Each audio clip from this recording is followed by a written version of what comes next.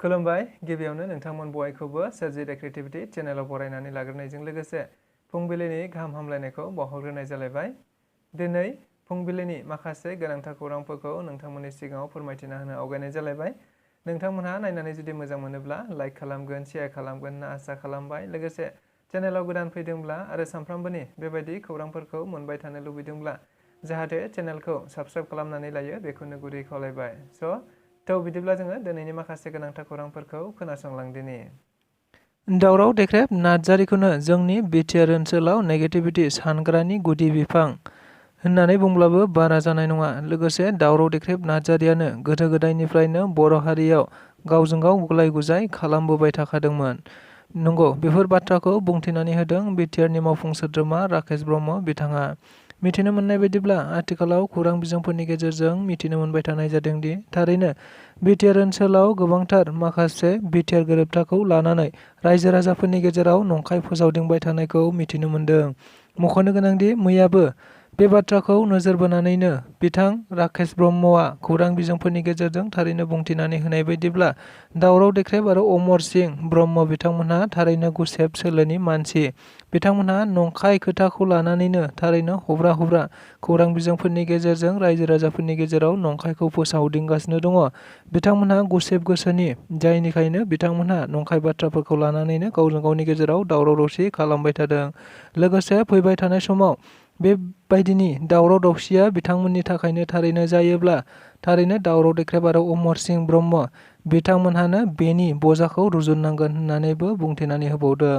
लोगोसे बिथाङा आरोबाव बुंथिबावनाय बायदिब्ला दावराव देख्रेब नार्जारिया गोदो गोदायनिफ्रायनो बर' हारियाव गावजों गाव गुलाय गुजाय एबा दावराव दावसिखौ खालामबोबाय थाखादोंमोन। आथिखालावबो दावराव देख्रेब नार्जारि आरो अमर सिंह ब्रह्म बिथांमोनहानो नेगेटिभिटी साननायनि बिटिसिनि गुदि बिफां होननानै बुंथिनानै होनायखौ नुनो मोननाय जादों। दानि इउपिपिएल दैदेननाय बिटिसि सरकारा मोनफ्रोमबो खामानि मावनायाव फेलें जादों। बारग' एनडिएफबिफोरनि मोननांगौ रांखौबो दासिमबो होनाय जायाखै। लोगोसे बारग' एनडिएफबिफोरनि केसफोरा दासिमबो जोबाखै। दासिमबो बिथांमोनहा गोबां जेंनाजों भुगिनांगासिनो दङ। लोगोसे मुंख्लं नखरफोरनो दासिमबो रांनि अनसुंथाइखौ होनो हायाखै। बेनि अनगायैबो बिटिआरनि आथिखालनि मोन 16 डिपार्टमेन्टफोरखौ आसाम सरकारनो हरफिनबाय होननानै गोबां अजद होनायखौ नुनो मोननाय जादों। बेरेखा दोलोनि सासे एमसिएलए प्रेस मुसाहारि बिथांखौ। मिथिनो मोननाय बायदिब्ला दाखालि थांनाय 28 दिसेम्बरखालि बिटिसि सेक्रेटारियेटआव मोनसे एसेम्बलि जानानै थांदोंमोन। जाय एसेम्बलिनि गेजेरजों बिथांमोनहा बुंथिनानै होनाय बायदिब्ला थारैनो गोबांथार कुइसनफोरखौ बिटिआर सरकारनिसिम सोंथि दिखांनाय जादोंमोन। नाथाय बिटिआर सरकारा मोनसेबो सोंथिनि फिननायखौ होनो हायाखै। जायखौ नोजोर बोनानैनो बिथाङा मैया मोनसे खौरांगिरि मेलनि गेजेरजों थारैनो बुंथिनानै होदों दि आथिखालनि इउपिपिएल दैदेननाय बिटिसि सरकारा मोनफ्रोमबो खामानिखौ मावफुंनानै होनो हायाखै एबा सरकार खुंनायाव बिथांमोनहा फेलें जादों। मानो होनोब्ला बिथांमोनहा एनडिएफबिफोरनि मोनसेबो रांखौ दासिमबो गथायनानै होनो हायाखै। लोगोसे एनडिएफबिफोरनि मोनसेबो केसफोरानो दासिमबो जोबनानै थाङाखै।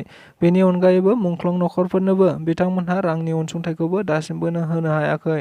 थारैनो मोनफ्रोमबो बिथिंखौ नायोब्ला इउपिपिएल दैदेननाय दानि बिटिसि सरकारा मोनसेबो खामानिखौनो मावफुंनानै होनो हायाखै एबा फेलें जादों। लोगोसे बिटिसिआव फैखानाय रांखौनो सम मथे मोनसेबो हाबाफारियाव बिथांमोनहा बाहायनो हायाखै। बेनिखायनो मोनफ्रोमबो खामानिखौ थारैनो फैबाय थानाय समाव थाब थाब मावनानै होनो थाखायबो बिथांमोनहा खौरां बिजोंनि गेजेरजों बुंथिनानै होबावदों। बिटिसि सरकारा थारैनो माखासे बिफानफोरखौ जिल्ला बेंगिरिनो गथायनानै होनायखौ थारैनो बोखांनानै लाफिननाय जाबाय। मिथिनो मोननाय बायदिब्ला आथिखालाव खौरां बिजोंनि गेजेरजों मोनसे जोबोद गेदेरथार बाथ्राखौ लानानै बेरेखा दोलोफोरा गोबांथार खौरां बिजोंफोरनि गेजेरजों रायजो राजाफोरनि गेजेराव बानसावबाय एबा अजद होबाय थानायखौ नुनो मोनबाय थानाय जादोंमोन। जेराव बिथांमोनहा बुंथिनाय बायदिब्ला थारैनो बिटिआर सरकार एबा प्रमद बर'आ थारैनो मोन 16 बिटिसिनि डिपार्टमेन्टफोरखौ रायजो सरकारनो हरफिनबाय एबा डिसिनो सामलायहोदों होननानै बुंफिननायखौ नुबाय थानाय जादोंमोन। जायखौ नोजोर बोनानैनो बिटिआर सरकारा दाखालि थांनाय 28 दिसेम्बरखालि बिटिआरनि मोनसे एसेम्बलिनि गेजेरजों बिथांमोनहा थारैनो मोन 16टा डिपार्टमेन्टखौ डिसिनो सामलायनो होथ'नायखौ बोखांनानै लाफिनबाय होननानै मोनसे अर्डार जानायखौ नुनो मोननाय जादों। थारैनो बे बाथ्राखौ लानानैनो आथिखालावबो गोबां सुबुंफोरा एबा गावजों गावनि गेजेराव गोनो गोथोआ सोमजिबाय थादोंमोन। थारैनो बे बाथ्राखौ नुनायनि उनाव बिटिसिआवदि थारैनो मोन 16 डिपार्टमेन्टखौ आसाम सरकारनो हरफिननाय जायाखै बियो रोखा जाबाय होननानैबो खौरां बिजोंनि गेजेरजों गोबाङानो बुंथिफिननायखौ नुनो मोननाय जादों। बड'लेण्ड सोमावसारनायाव मुंख्लं जालांनाय मुंख्लं नखरफोरा गावसोरनि अनसुंथाइखौ मोनफुंनो थाखाय मोनसे सोमावसारनायखौ नुनो मोननाय जादों।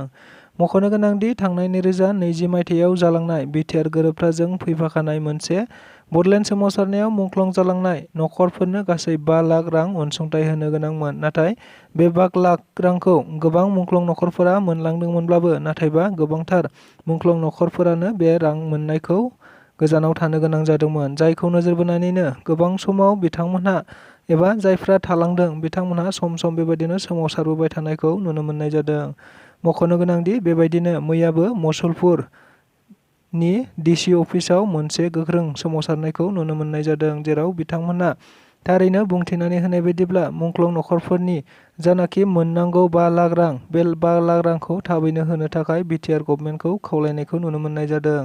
बेनि अनगायैबो बिथांमोनहा बुंथिबावनाय बायदिब्ला बिथांमोनहा एबा बिटिआर सरकारा एबा आसाम सरकारा आथिखालाव मुंख्लं नखरफोरखौ खेला गेलेहोबाय थादों। मानोना बिथांमोनहा दिनै होगोन गाबोन होगोन होनैनो गोबांबार बेबायदि बुंबोबाय थादों। नाथाय दिनैसिमहालागैबो गोबांथार मुंख्लं नखरफोरानो 5 लाख रां एबा अनसुंथाइखौ मोननाय जायाखै। जायनि थाखायनो फैबाय थानाय समाव थाबैनो बे 5 लाख रांखौ मुंख्लं नखरफोरनो होनांगौ होननानैबो बिथांमोनहा दाबि दैखांनायखौ नुनो मोनबावनाय जादों। बिटिआर गोरोबथानि 6.3 बायदियै बिटिआर ओनसोलाव थानाय गासै 60 कलेजनि गोरायुंफोरा गावसोरनि साख्रि एबा कलेजा प्रभिन्सियेलाइज जानायखौ नोजोर बोनानै बिथांमोनहा बिटिआर सरकारनिसिम साबायखर बावनाय मोनसे हाबाफारि लानाय जादों।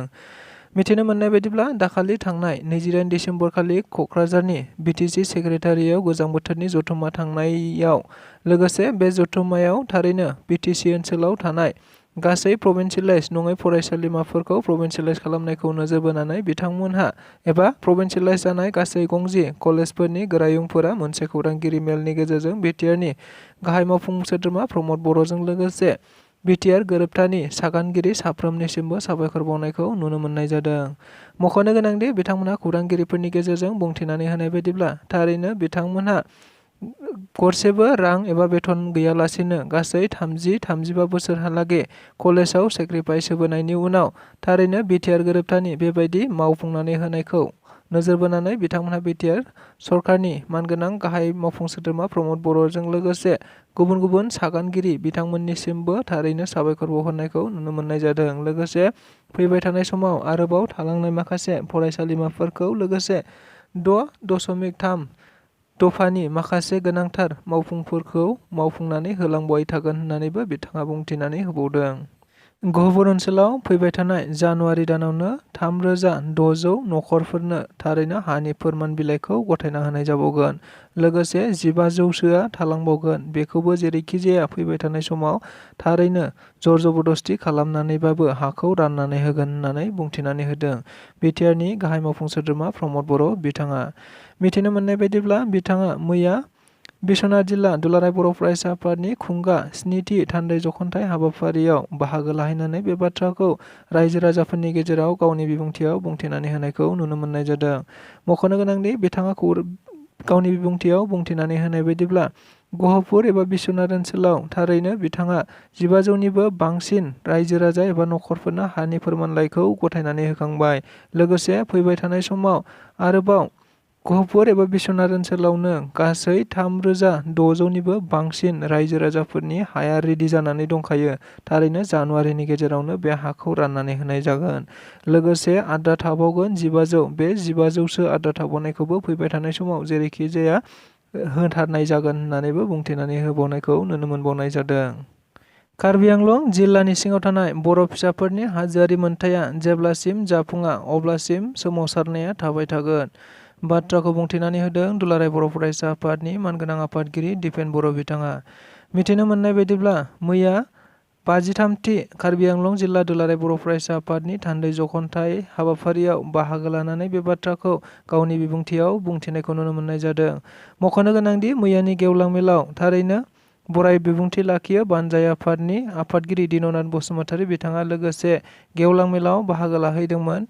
दुलाराय बर' फरायसा आफादनि मानगोनां आफादगिरि बिथाङा लोगोसे बे हाबाफारियावनो बाहागो लानानै बिथाङा कार्बि आंलं जिल्लानि गोबांथार बर'फोरनि मोनथायनि सायाव बाथ्रा बुंथिनायखौ नुनो मोननाय जादों। लोगोसे बिथाङा गावनि बिबुंथियाव बुंथिनाय बायदिब्ला कार्बि आंलं जिल्लानि सिङाव थानाय बर'फोरनि हाजोआरि मोनथायखौ जेब्लासिम जाफुङा अब्लासिम जोंनि सोमावसारनाया थाबाय थागोन होननानैबो बिथाङा बुंथिनानै होबावदों। लोगोसे बिटिआर गोरोबथानि जेबायदि दफाफोर दंमोन बे दफाफोरा जाफुङाब्ला जोङो जेब्लाबो सोमावसारफिननो रेडि होननानैबो बिथांमोनहा बुंथिनानै होबावनायखौबो मिथिनो मोनबावनाय जादों।